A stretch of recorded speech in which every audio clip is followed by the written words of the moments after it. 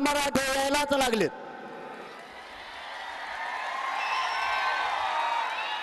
एकही मराठा जागा सोडायला तयार नाही।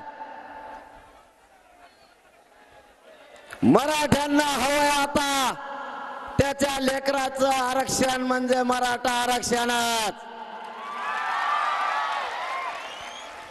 मायबाप मराठा बांधवांनो,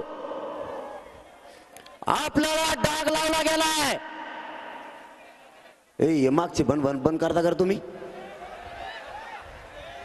त्यांना आवाज या ना म्हणतात काहीतरी बघाय बाबा। अय कुठे गेला ही, मला तर काहीच दिसेना हो। अरे ते मागचे बोलून राहिले भाऊ माझ्या नावाने, त्यांचं बघ काहीतरी लवकर। ज्यांना दिसत नाही त्यांनी फक्त बघा। आरक्षण कसं आणायचं ते,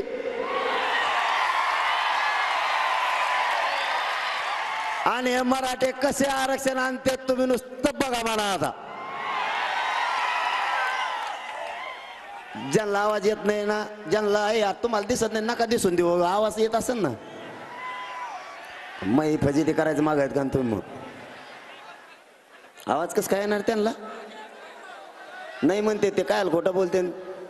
एक तर आरक्षणचे आरक्षण नाही, खोटं कसं काय बोलते? जेवढा येतं तेवढा आहे का? मग काय करता आता एखाद दिवस सांगेन मी तुम्हाला। मायबाप मराठ्यांनो, आपल्याला अर्ध्या घंट्यात सगळा विषय मांडायचा आहे।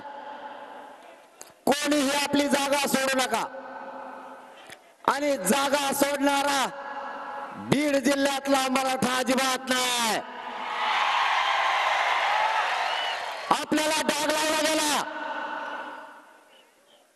शांततेने असणाऱ्या मराठा समाजाला डाग लावला।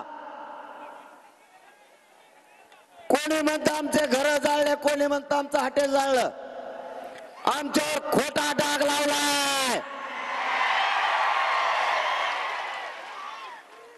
यांनी यांचेच हॉटेल जाळले आणि निष्पाप माझे गोरगरीब मराठ्यांचे बांधव तुम्ही गुतवले। पण भेणार तो मराठा कसला, आणि त्यातले त्यात बीड जिल्ह्यातला।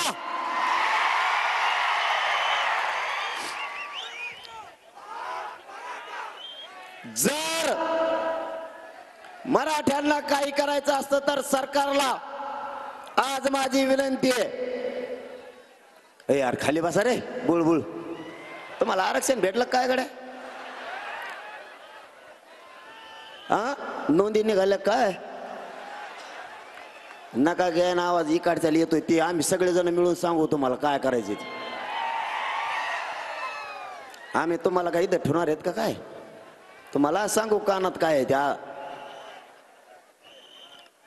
आपल्याला मायबापावर डाग लावला। आपल्या पोरांनी काय नाही करू नाही, त्यांच्यावर गुन्हे दाखल केले। निष्पाप पोरांना गुंतवण्याचं षडयंत्र सरकारने केलं। आज इतक्या लाखानं मराठे कोणालाच मोजता येत नाहीत। मराठ्यांना जर काय करायचं असतं तर आज केलं असतं का नसतं? मग मराठ्यांनी शांतता रॅली काढली होती। शांतता। सरकार झोपू नका।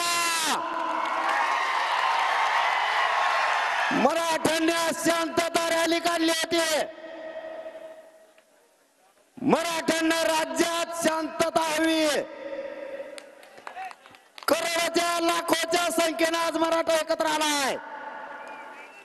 शांततेत शहरात गेला आणि शांततेत मैदानात आलाय।